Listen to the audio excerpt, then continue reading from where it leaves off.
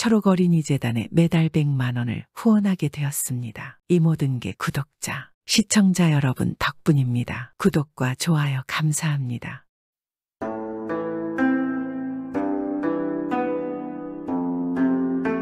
옛날 옛적에 경상도 함양의 서쪽에 수지산이라는 산이 있었습니다. 그리고 이 수지산 근방에 있는 마을에는 이곳에 아픈 사람을 돕는 금순이라는 의녀가 살고 있었습니다. 금순이는 홍기가 찬 아녀자였는데 아픈 사람을 돌보느라고 아직 시집을 가지 않았습니다. 금순을 좋아하는 많은 마을 총각들이 있었는데 금순은 신경을 쓰지 않았습니다. 가끔 용기 있는 총각이 금순이에게 청혼을 하면 금순이는 말했습니다. 저는 혼인할 생각이 없습니다. 제가 혼인을 한다면 아프신 병자를 돌보는 것을 소홀히 할 것입니다. 그건 의녀로서 도리가 아니라 봅니다. 금순은 그리 말하고 자신한테 청혼하는 사내들에게 정중하게 거절을 하였습니다. 그런데 이 마을에는 경주에서 장사를 하러 온 총각이 하나 있었습니다.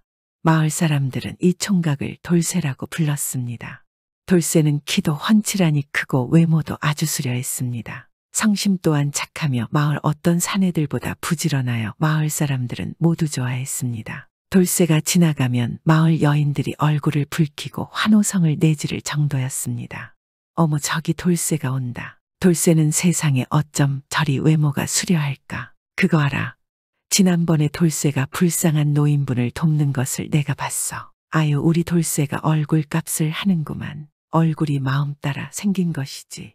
그렇게 마음씨까지 아름답고 성심이 아주 착한 돌쇠는 주위로부터 온갖 칭찬과 호평을 받아왔습니다. 돌쇠는 이 마을에 와서 머무르는 동안 의녀일을 하는 금순의 집과 이웃에 살았습니다. 그랬기에 거의 매일같이 금순과도 자주 만나게 되었습니다. 두 사람은 서로 인사를 나누다가 어느새 친해졌는데 금순도 마음씨가 좋은 여인이라 돌쇠와 금순은 서로 마음이 통하여 가깝게 지냈습니다. 그렇게 청춘의 남녀가 자주 만나다 보니 어느새 정분이 들고 그러다가 두 사람의 눈빛이 서로를 연모하는 눈빛으로 바뀌게 되었습니다. 그리하여 어느덧 이 두 남녀 사이에는 둘 다 처음 느끼는 사랑이라는 감정을 가지게 되었습니다. 금순이 역시 돌쇠가 믿음직스러웠고 자신에게 찾아온 환자들을 잘 대해주니 매일 고마움을 느끼고 있었습니다. 그리고 돌쇠가 어려운 형편에도 객지를 돌아다니며 늘 열심히 살려는 태도도 무척이나 마음에 들었습니다. 그래서 딱하기도 하고 돕고 싶은 마음도 일어났습니다. 내가 혼인하여 돌쇠의 처가 되어 돌쇠를 도와주고 싶다. 금순이 그리 생각하고 있던 차에 돌쇠가 역시나 금순이를 자신의 여인으로 만들고 싶다는 생각을 머릿속에 가득하게 되었습니다. 그리하여 봄꽃이 만개한 어느 날 돌쇠는 금순에게 가서 말했습니다. 내 마음을 그대가 아마 짐작할 것이오. 나는 그대와 혼인하고 싶소. 내 부인이 되어 주시오. 그로써 내 비록 가진 것 없고 정처 없이 떠돌며 살아가는 사람이지만 이제 내 마음만은 그대에게 정착을 하고 싶소이다.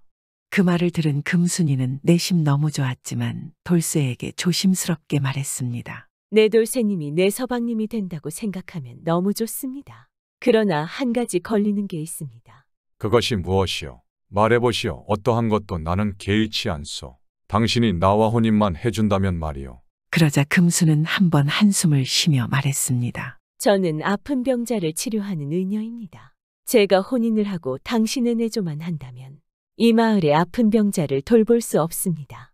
내가 당신과 혼인하더라도 이 일을 계속해야 합니다.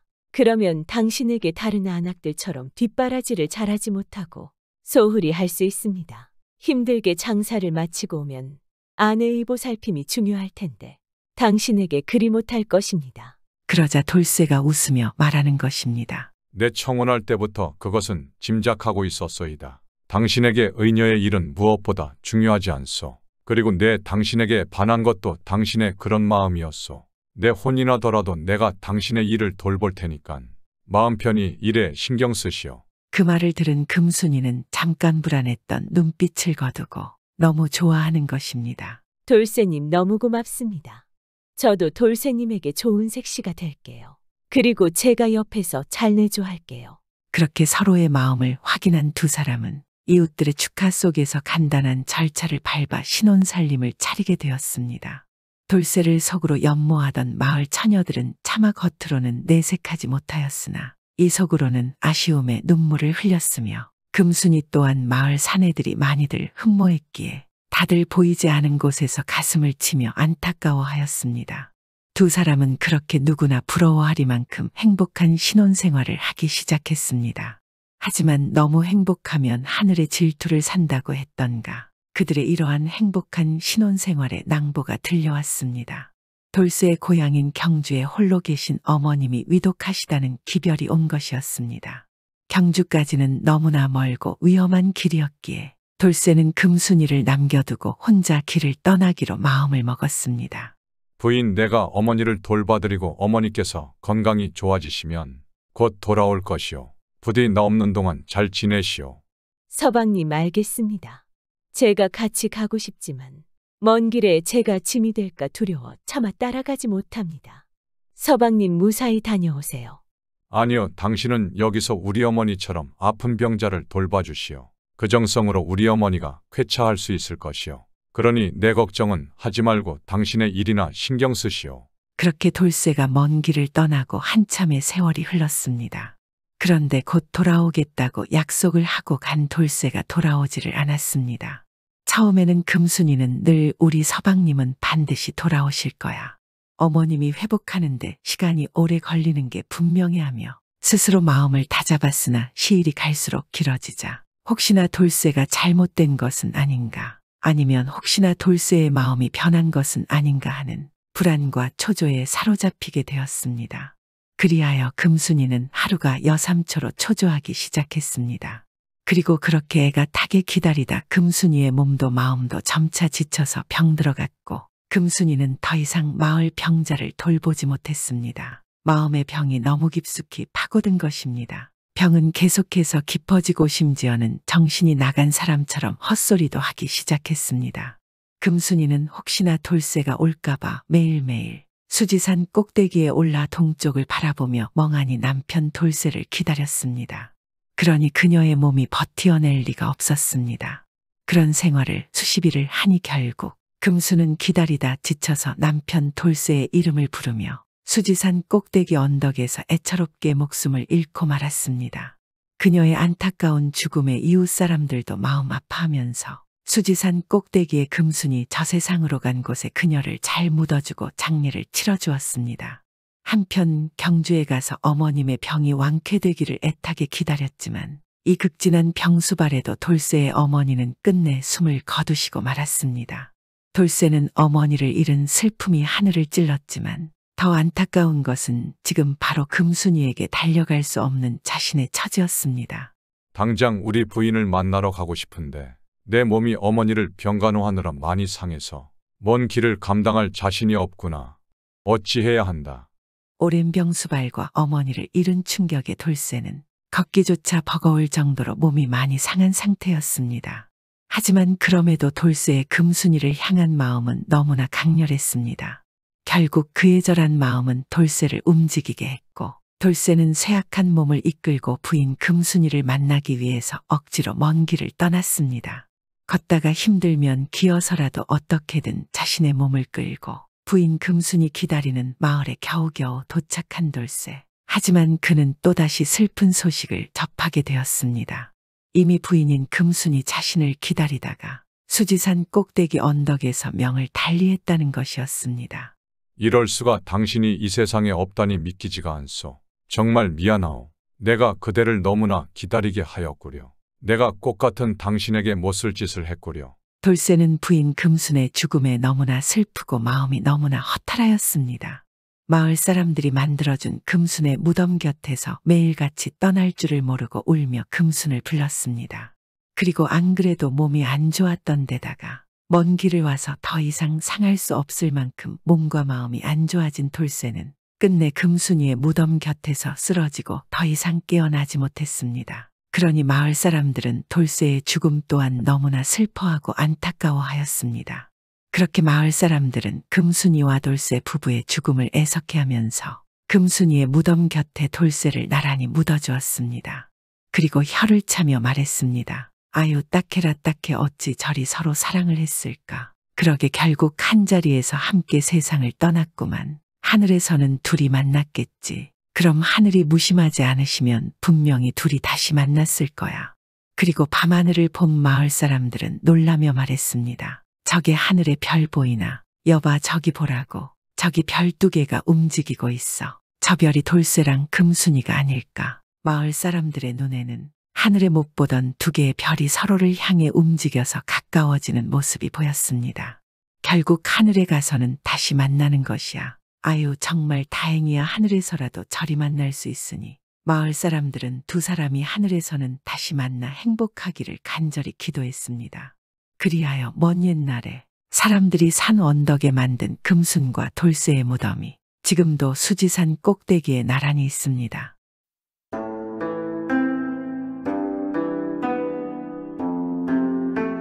옛날 옛적 어느 마을에 칠복이라는 젊은 총각이 부모님과 함께 살고 있었습니다. 칠복이는 순수하고 착한 심성을 가지고 있었으나 다른 사람들과 좀 많이 달랐습니다. 그러던 어느 날 어머니는 아들 칠복이를 불렀습니다. 내 아들 칠복아, 칠복아. 하지만 마당에서 놀고 있는 칠복이는 아무 대답이 없었습니다. 몇 번이나 불러도 대답이 없자 화가 난 어머니는 칠복이에게 다가가서 알밤을 안겼습니다.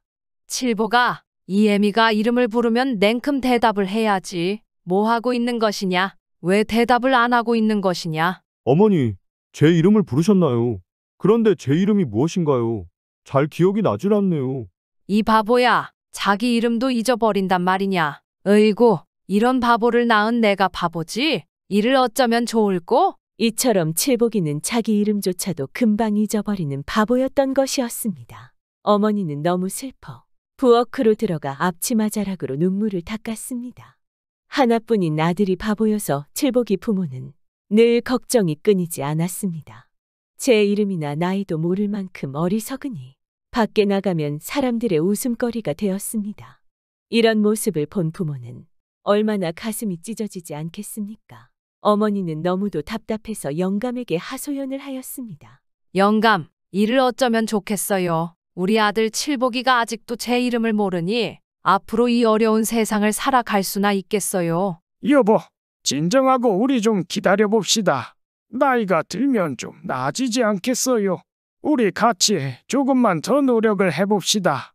칠복이 아버지는 이렇게 아내를 위로하며 서로 의지하고 희망을 가지고 지내왔습니다. 그러나 칠복이가 장가갈 나이가 되었는데도 조금도 나아진 게 없었습니다. 부모님의 걱정은 이만저만이 아니었습니다. 이러다가는 장가도 못 가고 혼자 살 게 뻔하지 않겠습니까?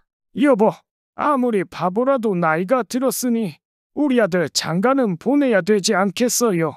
당신도 알다시피 부질없는 욕심이에요. 저야 손주도 보고 싶어 얼마나 장가를 보내고 싶지 않겠어요. 그런데 벼슬도 없고 부자도 아닌데 누가 칠복이 같은 바보에게 시집을 오겠어요. 아무리 내 아들이지만 방법이 없네요. 칠복이 부모는 저절로 한숨이 나왔습니다.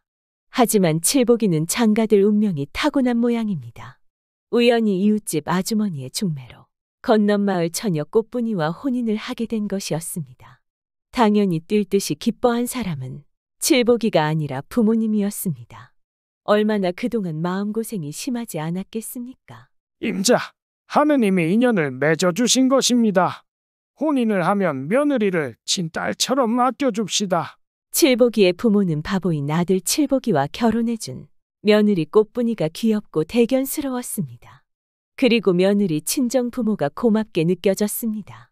이렇게 네 식구는 하루하루 즐거운 시간을 보냈습니다. 어느덧 혼인한 지 몇 달이 지난 어느 날이었습니다. 아버지는 칠복이를 불렀습니다. 칠복아, 오늘은 처가에 가서 너의 장인 장모님을 뵙고 오너라. 장가간 뒤에 한 번도 찾아뵙지 못하였으니 얼마나 섭섭하시겠니? 얼마 있으면 추석이니까 이 술과 닭을 가지고 잘 다녀오너라. 아버지의 말이 끝나자 어머니는 준비해둔 것을 망태기에 넣어 건네주었습니다. 네, 알겠어요. 장인 장모님을 뵙고 올게요. 망태기 안에 있는 게 술과 닭이라고 하셨죠? 그래 맞다. 이름을 꼭 잊어버리지 말고 실수 없이 조심해서 다녀오너라. 어머니는 걱정이 되었는지 대문 앞까지 따라 나가며 또 다시 당부하였습니다. 칠보가 실수하지 말고 조심해서 잘 가지고 가거라. 네, 알겠어요, 어머니. 다녀올게요. 너무 걱정 마세요. 칠복이는 망태기를 메고 집을 나섰습니다. 그는 혼인식을 올리러 가던 생각이 떠올라 기분이 좋았습니다. 그렇게 노래를 흥얼거리며 길을 걸었습니다. 그런데 언덕을 오를 때였습니다. 칠복이는 갑자기 머리를 극적거렸습니다. 큰일 났다. 아버지 어머니가 뭐라고 하셨지? 칠복이는 집을 나설 때 아버지와 어머니가 당부한 말을 잊고 만 것이었습니다. 한참 동안 생각하던 칠복이는 손뼉을 치며 좋아했습니다. 아, 생각났다. 실수 없이 조심해서 다녀오라고 했지. 칠복이는 다시 잊지 않으려고 조심조심 외치며 걸어갔습니다. 산모퉁이를 돌아가던 칠복이는 갑자기 망태기 속의 술과 달개 이름이 무엇인지 생각나지 않았습니다. 조심조심 외치며 외우는데 정신을 쏟는 바람에 잊고 만 것이었습니다. 큰일 났다. 망태기 속에 무엇이 들었더라. 생각이 안 나네. 처갓집에 가서 뭐라고 하나. 머리를 짜내어 이름을 생각하는 동안에 개울까지 왔습니다. 그런데 징검다리를 펄쩍펄쩍 뛰어넘을 때였습니다. 망태기가 흔들흔들하자 닭이 놀라서 도망치려고 날갯짓을 했습니다. 푸드덕 푸드덕 푸드덕 푸드덕. 이 소리를 들은 칠복이는 기뻐서 소리쳤습니다. 맞다. 푸드덕이지. 이제야 생각났네. 그리고는 목을 길게 내민 닭을 망태기 속에 틀어박았습니다. 바보인 칠복이는 닭의 이름을 푸드덕으로 생각한 것이었습니다. 조금만 참아라, 푸드덕아. 금방 도착할 거야. 그 후 칠복이가 망태기를 들썩이는 바람에 이번에는 술병이 흔들려 찰랑찰랑 소리가 났습니다. 생각났다. 이건 찰랑찰랑이지. 칠복이는 술병을 만지작거리며 기분이 좋아서 소리쳤습니다. 이제 두 가지 이름을 다 알아냈으니 말입니다. 하지만 칠복이는 마찬가지로 술병의 이름을 찰랑찰랑으로 생각한 것이었습니다. 이를 어쩌면 좋겠습니까? 나는 역시 머리가 좋단 말이야. 아무리 잊어버려도 생각해내거든. 아니야. 그래도 또 잊으면 안 돼. 외우며 가야지. 칠복이는 이름을 흥얼거리며 걸어갔습니다. 푸드덕 찰랑찰랑, 푸드덕 찰랑찰랑. 이름을 잊지 않으려고 푸드덕 찰랑찰랑을 외치며 가는 사이에 어느덧 처갓집에 닿았습니다.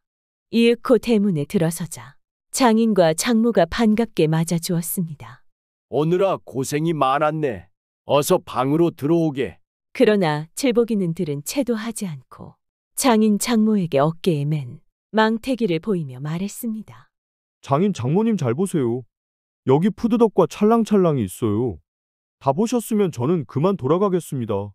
장인 장모는 어안이 벙벙하여 얼굴만 서로 마주 보고 있었습니다. 사위가 좀 모자라는 사람이라는 것을 알고 있었기 때문에 닭을 푸드덕이라 하고 술을 찰랑찰랑이라고 하는 것은 이해가 되었습니다. 그러나 인사 한마디 없이 다짜고짜 망태기 속의 닭과 술병을 보이고 돌아선다니 기가 막힐 노릇이었습니다. 여보게 사위, 나 좀 보게나. 아무리 급한 일이 있기로써니 처갓집에 왔다가 그냥 돌아가는 법이 어디 있나. 어서 들어와 인사도 나누고 과일이라도 먹고 가야지. 안 됩니다. 제가 집을 나설 때 우리 아버지와 어머니께서 이 푸드덕과 찰랑찰랑을 장인 장모에게 보여주고 오라고 하셨습니다. 이제 다 보셨으니까 돌아가야 되잖아요. 칠복이의 말을 들은 장인과 장모는 어이가 없어 말문이 막혔습니다.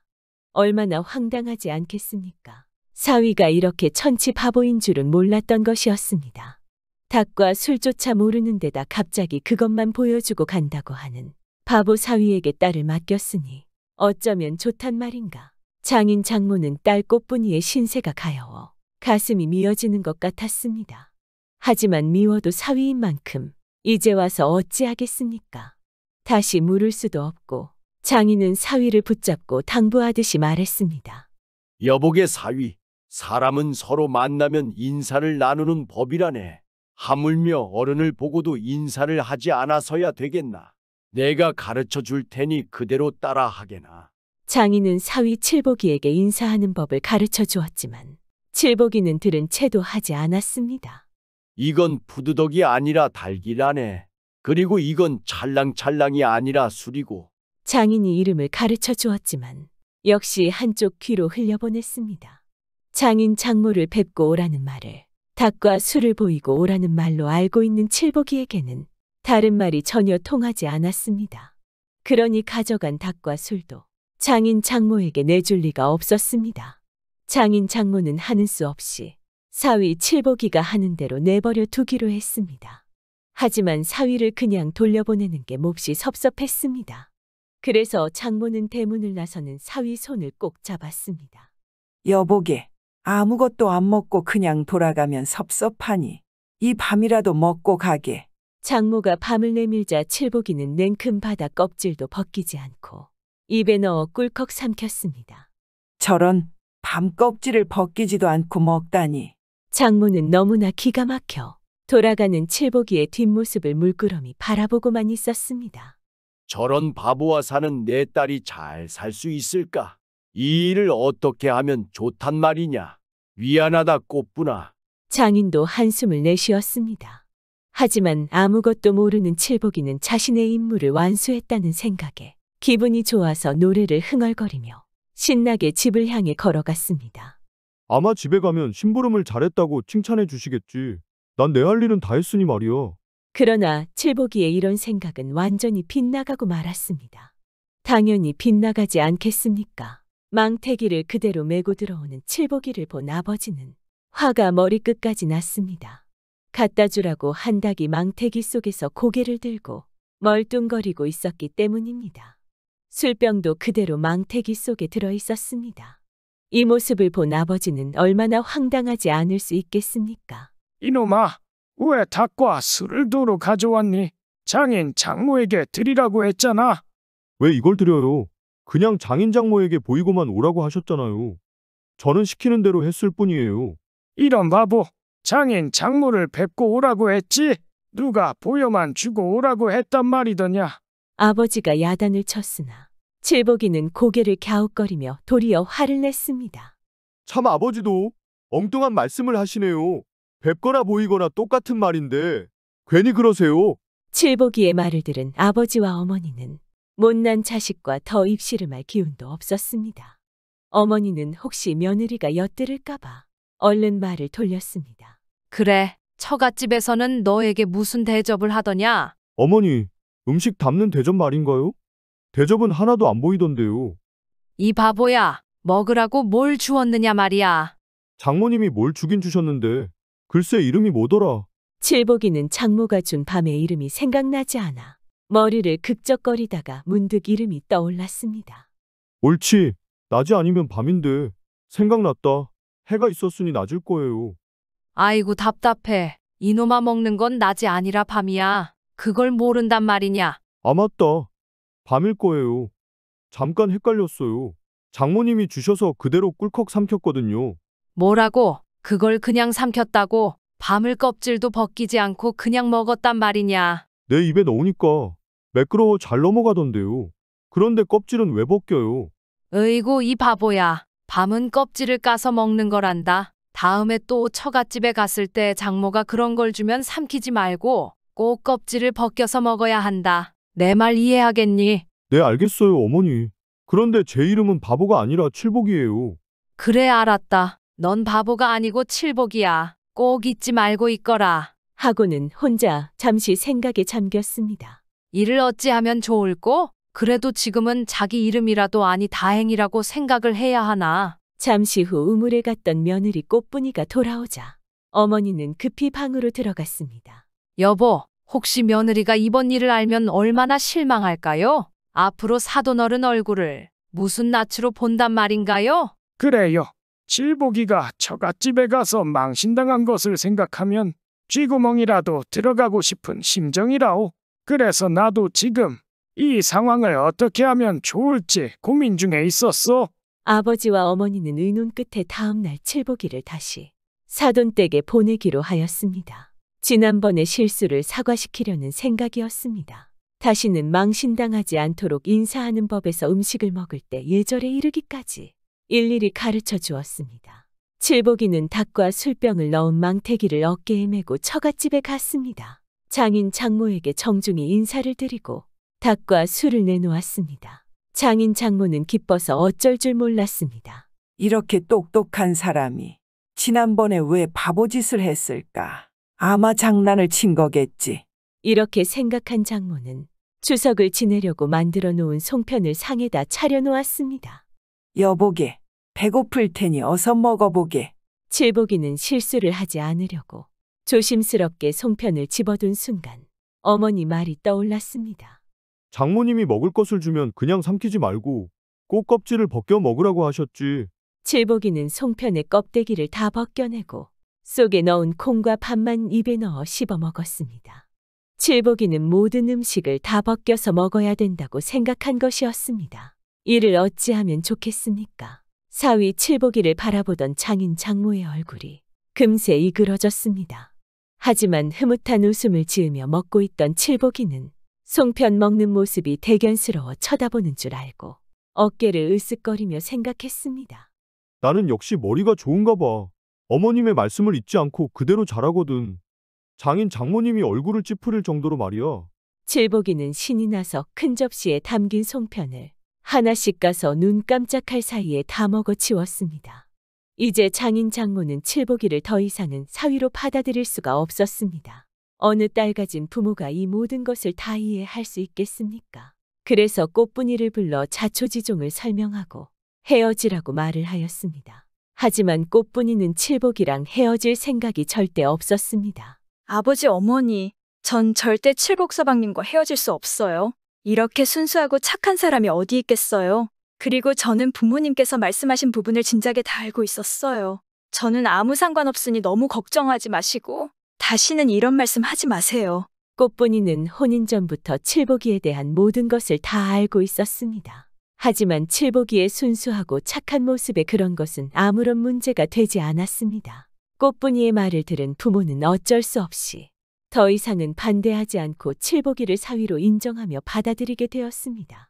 또한 이런 꽃분이의 마음을 안 칠복이의 부모는 이제야 한시름 놓을 수 있었으며 꽃분이를 자신의 딸처럼 더욱 아껴주며 하루하루를 즐겁게 살았습니다. 모든 사람에게는 꽃분이와 칠복이처럼 다 자신의 짝이 있지 않을까요? 옛날 옛적 어느 마을에 김대감이 살고 있었습니다. 그는 무남동녀 꽃분이를 하나 두고 있었습니다. 딸 하나인 꽃분이를 얼마나 애지중지하며 키우지 않았겠습니까? 그런 꽃분이가 어느덧 시집갈 나이가 되었습니다. 그래서 다른 대감집에 청도 해보고 장사꾼에게 말도 해보았지만 다 싫다는 것이었습니다. 그리하여 거짓말 3마디 잘하는 놈에게 딸 꽃분이를 주겠다고 소문을 냈습니다. 그랬더니 팔도강산에서 거짓말을 꽤나 한다 하는 사람들이 구름처럼 모여들었습니다. 모여들어서 거짓말을 하나 마음에 안 들면 거짓말이지 그렇겠지 하면 그만인 것이었습니다. 마음에 드는 사윗감이 있으면 3번 전부 거짓말이지 하면 되겠지만 마음에 들지 않으면 그렇겠지 하며 퇴짜를 놓곤 하였습니다. 그런데 어느 시골의 한 총각 칠복이가 이 소문을 듣고 찾아왔습니다. 그는 이 집에 들어와 마루에 덜썩 앉으면서 말하였습니다. 대감님, 날씨가 몹시 무덥군요. 자네는 어디에서 온 사람인가? 네, 전 아랫지방에서 온 사람입니다. 날씨가 어떻게나 무더운지 그 냉수나 한 그릇 주실 수 없으십니까? 김대감은 머슴을 시켜 물을 한 사발 떠다 주었습니다. 칠복이는 한 사발쭉 마시고 나더니 말했습니다. 대감님, 그런데 여기 선 왜 무덥게 지내십니까? 전 이해가 가질 않습니다. 아니, 그럼 자네 있는 곳에선 이런 날 어떻게 지내는가? 네, 우리 마을에서는 삼복절에 선선하게 지냅니다. 아니, 여기보다 더 무더울 텐데 어떻게 그리 지내나? 그게 말이 되느냐 말이다. 내 말이 되고 말고요. 우리 마을에선 큰 독을 몇백 개씩 준비해 놓습니다. 그래서 그 다음 어떻게 한다는 것이냐? 그 독을 높은 산에다 놓아둡니다. 겨울에 칼바람이 불어오면 독을 북쪽으로 기울어뜨립니다. 그러면 찬바람이 독 안에 들어가지 않겠습니까? 찬바람이 들어간 다음엔 소가죽을 덮고 꽉 묶어 놔둡니다. 그 다음 삼복절이 되면 그 독들을 남쪽으로 기울어뜨리고 살꼬챙이로 구멍을 뚫어 놓습니다. 그러면 칼바람이 싹 나오는데 날씨는 신선해집니다. 거짓말이지. 자넨 거짓말을 해도 분수가 대단하게 하네. 내 거짓말 한마디 했습니다. 그리고 칠복이는 또 이야기를 시작하였습니다. 어르신, 제가 오면서 보니 여기선 농사를 참 별나게 하는 것 같습니다. 아니, 자네가 있는 곳에는 농사를 어떻게 하기에 그러나 궁금하구나. 네, 우리 있는데 선 참 쉽게 합니다. 우리 고장에선 논을 정확히 재서 네모 반듯하게 만듭니다. 그래서 봄갈이 할 때는 논을 잘 고르게 해놓고 양철을 논 내귀에 맞게 베서 논판에 다 깔아 놓습니다.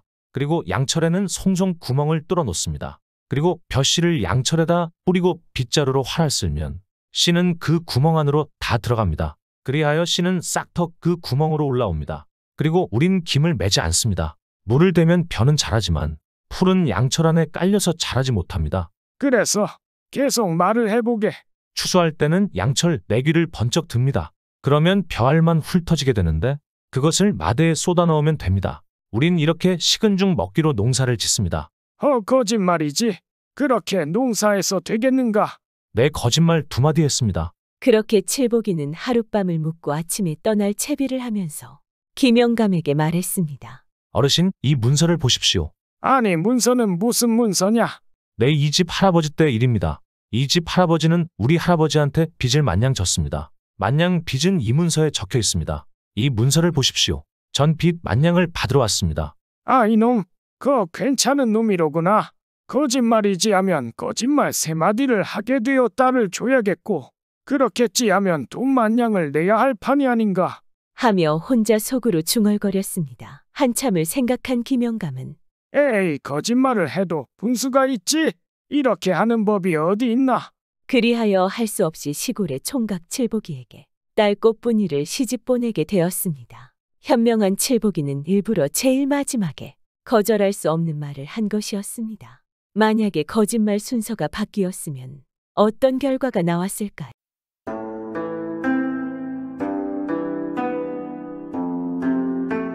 옛날 옛적에 어느 마을에 돌쇠라는 선비가 살았습니다. 이 돌쇠의 집은 마을에서도 손에 꼽힐 만큼 부유한 집이었습니다. 그러나 돌쇠의 아버지가 어릴 적에 병을 얻어서 일찍 돌아가시고 돌쇠는 홀어머니의 밑에서 자라게 되었습니다. 돌쇠가 나이가 들어서 과거에 응시하여 합격을 하게 되었고 관직에 오르기를 기다리고 있었으나 아무런 소식이 없었습니다. 도대체 왜 나는 관직이 내려지지 않는 것이지? 다른 사람들은 벌써 관직을 얻었는데. 그런데 그러던 어느 날 돌쇠는 한양에서 부임해 왔다는 한 관리를 주막에서 만나게 되었습니다. 관리가 돌쇠에게 솔깃한 이야기를 하는 것입니다. 한양에 있는 높은 관리분에게 뇌물을 좀 주고 친해지고 하면 관직을 얻을 수가 있지. 그 말을 들은 돌쇠는 몹시 좋아하며 즉각 집으로 달려왔습니다. 갑자기 돌쇠가 잔뜩 상기된 목소리로 자신을 부르니 돌쇠의 어머니는 무슨 일인가 싶어서 방에서 나왔습니다. 아들아, 무슨 일이 있느냐? 어찌 이리 호들갑을 떠느냐? 어머니, 제가 드디어 관직을 얻게 되었습니다. 아이고, 그게 정말이냐? 그래, 어떤 관직이더냐? 그것이 아직은 알 수가 없습니다. 그런데 문제가 하나 있습니다. 관직을 받는데 돈이 좀 필요하다고 합니다. 아무래도 자리가 자리인지라 여러 가지로 준비할 것들이 있어서 의관이며 업무를 수행하는 데 필요한 살림이며 한양에서 살 집을 구하는 것도 그렇고. 돌쇠는 차마 어머니에게는 관직을 얻기 위해 뇌물을 가져다 줄 것이라고는 말하지 못하고 둘러댔습니다. 그러니 이 어머니는 고개를 끄덕이며 말했습니다. 이고 우리 아들이 이제 드디어 벼슬길에 오르게 되었는데 왜 내가 돈을 아껴서 무엇을 하겠느냐? 얼마면 되겠느냐? 한 500냥쯤 되려나 돌쇠는 대충 그렇게 생각을 하고 어머니에게 말했습니다. 한 500냥쯤 있으면 될 것 같습니다. 그러니 어머니가 말했습니다. 내가 1000냥을 내어줄 테니까 돈 걱정하지 말고 나란 일에 신경이나 쓰거라. 그리고 돌쇠는 어머니가 준 돈을 가지고 한양에 갔습니다. 그런데 한양의 인심은 무서웠습니다. 사람들이 돈 냄새들은 또 어찌나 잘 맞는지 돌쇠가 큰 돈을 가지고 있다는 것을 아는 것처럼 그럼 수많은 사람들이 돌쇠에게 달라붙어서 이런저런 사기를 치기 시작했습니다. 하지만 돌쇠는 정신을 똑바로 차리고 관직을 얻기 위한 방법을 찾기 시작했습니다. 그리고 어느 날 그런 돌쇠에게 멀끔하게 차려입은 한 양반이 다가와 말했습니다. 관직을 얻기 위해 오셨나? 아니, 어떻게 알았소? 맞습니다. 관직을 어찌하면 얻을 수 있는 것입니까? 관직이 그냥 얻어지지는 않지. 돈이 필요하지 않겠소? 그 말에 돌쇠는 겁도 없이 돈주머니를 꺼내 보이며 말했습니다. 나 돈 있어. 아주 많소. 그러니 양반은 눈을 반짝거리며 돌쇠에게 말했습니다. 그러시구만 이거 준비를 잘해 오셨군요. 그래, 이 돈 주머니에 얼마가 있나? 어떤 관직을 원하느냐에 따라 금액이 달라지는데. 그러니 돌쇠가 말했습니다. 1000냥이면 어떤 관직을 얻을 수 있는 겁니까? 1000냥 정도면 뭐 그냥 보통이지 관직을 얻기에는 그리 많은 돈은 아니겠소. 최근에 지방에서 올라온 김가라는 양반이 1000냥으로 사또 자리를 얻었는데. 그러니 돌쇠는 양반의 손을 붙잡고 말했습니다. 사또면 어떻소? 사또면 아주 좋지. 어디든 좋으니 내가 사또 자리를 얻게 좀 해주시오. 그러자 양반은 말했습니다. 네, 이거 아무나 해주는 게 아닌데 보아하니 좋은 사람 같아 보여. 네, 특별히 해주는 것이오. 일단 1000냥을 나에게 주시오. 내가 정승댁으로 잘 갖다 주고 부탁을 해주겠소. 그런데 어디 사시는 니시오? 저는 한양에서 살고 있는 김아무개요. 그럼 저기 홍물점 앞에 있는 주막에서 기다리고 있소. 며칠 안에 내가 찾아가리다. 그렇게 돌쇠는 돈 1000냥을 확인도 안 하고 덜컥 양반에게 주었습니다. 드디어 나도 관직에 오르는구나. 사또라 이제 떵떵거리면서 살 수 있겠다. 그렇게 좋아하던 돌쇠는 하루 이틀 날이 가면서 점점 불안해지기 시작했습니다. 이상하네 슬슬 소식이 올 때가 된 것 같은데 그렇게 돌쇠는 주막에서 이리저리 왔다 갔다 하면서 양반이 오기만을 기다렸습니다. 아무리 날이 지나도 양반은 오지 않았습니다. 그제서야 돌쇠는 속은 것을 깨달았습니다. 내가 사기를 당한 개로구나. 그리고 모든 것을 체념하고 집으로 발길을 옮겼습니다. 그렇게 돌쇠는 서둘러 고향으로 돌아가는 길에 올랐습니다. 돌쇠가 환양을 빠져나올 즈음이었습니다. 사기당한 것에 배고픔도 있고 며칠을 굶은 돌쇠는 주막으로 들어갔습니다. 그리고 국밥 한 그릇을 시켜서 허겁지겁 먹고 수저를 놓고 배를 두드리고 있는데 얼굴이 누렇게 뜬 한 여인이 아직 어려 보이는 아들을 안고 웅크린 채에 벌벌 떨고 있는 것이 보였습니다. 돌쇠는 미련하긴 해도 마음은 따뜻한 사내였습니다. 돌쇠는 여인에게 조심스럽게 다가가서 물었습니다. 이보시오. 왜 그러고 있습니까? 날도 추운데 옷이라도 제대로 갖춰 입으셔야지. 이 돈으로 헌 옷이라도 좀 입고 춥지 않게 계시오. 아이가 아프면 안 되지 않소. 돌쇠는 여인에게 돈주머니에서 성냥을 꺼내어 주었습니다. 이 모습을 본 주모는 돌쇠의 마음 씀씀이에 감동하지 않겠습니까? 돌쇠가 떠나려 하자 여인이 돌쇠의 옷자락을 붙잡으며 물었습니다. 어디에 사시는 누구십니까? 그러니 돌쇠는 알아서 뭘 하시려고 그러시오. 나는 그냥 아무개 지방에 사는 돌쇠요. 그러니 여인은 다시 물었습니다. 날이 그럼 언제 다시 배울 수 있겠습니까? 내 이제 고향으로 떠나는 길이요. 다시는 한양 땅을 밟지 않을 것 같으니 다시 볼 일은 없을 겁니다. 잘 사시오. 그렇게 돌쇠는 휘적휘적 걸음으로 옮겨 고향으로 가는 길을 떠났습니다. 주막주인과 여인은 함께 돌쇠의 뒷모습을 바라보고 있었는데 주막주인이 잠시 후 여인에게 말했습니다. 우리 집에서 일이나 좀 도우며 살아가는 게 어떻냐? 아들 키우면서 먹고는 살아야지. 그러니 여인은 그저 연신 감사하다는 인사만 하였습니다. 여인이 주막에서 일하게 된 지 열흘 정도 지난 어느 날이었습니다. 말총장수 한 사람이 말총을 한 짐 지고 주막에 들렀습니다. 국밥을 먹고 있는 말총장수에게 주막 주인이 그냥 물었습니다. 말총 줬소 얼마에 파시오? 그러니 이 말총장수는 대답했습니다. 요즘 말총 값이 오르고 있는데 그냥 내가 싸게 줄게. 성냥만 내시오. 그러자 주막 주인은 손을 저으며 부엌으로 들어갔습니다. 그런데 여인은 생각했습니다. 요근래 말총을 팔러 오는 장수들이 아예 보이지 않았는데 이참에 말총을 사둬야겠구나. 마침 성냥이 있으니 여인은 그렇게 생각을 하고는 말총 장수에게 돌쇠에게 받은 성냥을 주고 말총을 하나 사두었습니다. 그런데 여인의 생각이 맞았습니다.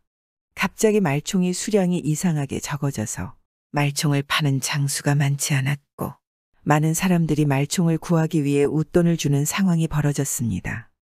결국 성냥이던 말총 값은 무려 30냥으로 10배나 뛰게 되었습니다. 그러니 이 여인은 30냥의 돈을 벌게 되었고 주막에 빈방 하나를 얻어서 과일이나 채소 등을 사다가 놓고 팔기 시작을 하였습니다. 여인의 장사 수완이 제법이었습니다. 아니 제법 정도가 아니라 아주 뛰어났습니다. 한 해가 지나 30냥 정도 가지고 있던 여인의 재산은 무려 300냥이 되어 있었고 여인은 다시 돈으로 점포를 늘려 과일 채소뿐 아니라 비단이나 명주 종이와 같은 비싼 물건들도 사다 팔기 시작했습니다. 그래서 여인은 아주 큰 돈을 벌게 되어 재산이 수만 냥에 이르게 되었습니다. 세월이 많이 흘렀으니 여인의 아들도 어엿한 청년이 되어 어머니의 장사를 돕고 있었습니다. 둘은 한양에서도 입이 떡 벌어지는 큰 집을 사서 살게 되었습니다. 그런데 아무래도 여인이 남편도 없는 과부의 몸인데 돈이 많다는 소문이 여기저기 나게 되니 그런 여인의 남편 자리를 노리는 사내들이 많아지게 되었습니다. 그리고 그 중에는 무례배나 천성이 아주 못되고 나쁜 사람들도 많이 있었습니다. 그러니 이 주막 주인이 여인에게 가서 말했습니다. 적당한 사람 잘 찾아서 혼인을 하는 게 어떻겠나. 그러니 이 여인이 말했습니다. 저는 본뒤 시골 양민의 딸로 태어나서 시집을 갔었습니다. 흉년이 거듭되어 남편은 죽고 아들 하나 간신히 살려서 서로 의지하며 걸식을 하고 살아가게 되었죠. 그런데 다 죽어가는 판에 천만다행으로 착하디 착한 선비님을 만나 이렇게 살아나게 된 것이랍니다. 제가 그분을 어이있는단 말입니까? 저는 그분을 따를 것입니다. 행여나 만나지 못하게 되더라도 죽을 때까지 마음을 지킬 것입니다. 여인은 사람을 시켜서 돌쇠의 소식을 수소문했습니다. 그곳에서 계속 장사를 하면서 돌쇠의 소식이 오기만을 기다리고 있었습니다. 그리고 어느 날 드디어 기다리던 돌쇠의 소식이 들려왔습니다. 마님 제가 돌쇠라는 선비의 소식을 가지고 왔습니다. 그것이 시골의 어느 객사 근처에서 집신을 짜면서 팔아서 살아가고 있습니다. 몇 년 전에 어머니가 돌아가시고 가족들도 병에 걸려서 모두 죽었답니다. 혼자 남아서 폐인처럼 살다가 그래도 근래에 들어서는 집신이라도 짜면서 먹고 살고는 있다고 하는데 몰골이 말 아니었습니다. 이렇게 말하는 것입니다. 여인은 심부름을 하고 온 머슴에게 말하는 것입니다. 하나만 더 부탁해도 되겠니? 이 편지와 함께 돌쇠님에게 이 300냥을 전달해다오. 그렇게 여인은 돌쇠 앞으로 편지를 한 통 썼습니다. 그간 있었던 자신의 일들을 다 적고 끝에는 이 돈을 노자로 삼아 한양으로 꼭 한번 와달라고 적었습니다. 그렇게 여인의 심부름으로 머슴은 돌쇠에게 향했습니다. 그리고 돌쇠에게 가서 여인이 준 상백냥과 편지를 전해주었습니다. 아니 이게 무슨 돈이랍니까? 그러니 일꾼이 말했습니다. 그 일전에 간 한양에서 당신에게 은혜를 입은 사람이 주는 것입니다. 편지도 꼭 읽어보시죠. 그렇게 돈을 전해받은 돌쇠는 도대체 누가 주는 것인지 알 길이 없었습니다. 그래서 편지를 서둘러 읽어봤습니다. 그때 성냥을 준 여인이 쓴 편지였습니다. 돌쇠는 여인의 편지를 보면서 몹시 감격하여 눈물을 흘렸습니다. 고작 성냥의 은혜를 미리 기억해 주고 갚는다니. 그것도 이렇게 많은 돈으로 참으로 감격스럽구나. 돌쇠는 날이 밝는 대로 한양으로 갔습니다. 그리고 여인의 집으로 갔습니다. 그러자 어마어마한 기와집이 있는 것입니다. 내가 이런 으리으리한 집에 들어가도 되는 것인가? 그때였습니다. 밖에서 인기척을 듣고 여인이 문을 열고 나왔고 앞에서 어물쩍거리며 기다리고 있던 돌쇠를 보게 되었습니다. 돌쇠님 오랜만이요. 제가 그간 돌쇠님을 얼마나 찾았다고요. 왜 이제 오셨어요? 여인은 눈물을 흘리며 돌쇠에게 달려가 안겼습니다. 얼마 후 돌쇠와 여인은 혼인을 하게 되었습니다. 두 사람이 혼인을 하게 되면서 돌쇠는 여인에게 많은 점포와 땅과 돈을 받게 되었는데 그 재산이 자그마치 3만 냥에 해당하는 양이었습니다. 성냥이 3만 냥이 되어 돌아오게 된 이야기이지 않겠습니까? 요즘 우리도 조그맣게라도 선행을 한다면 이 돌쇠처럼 복이 몇 배로 돌아오지 않을까요? 구독은 공짜입니다.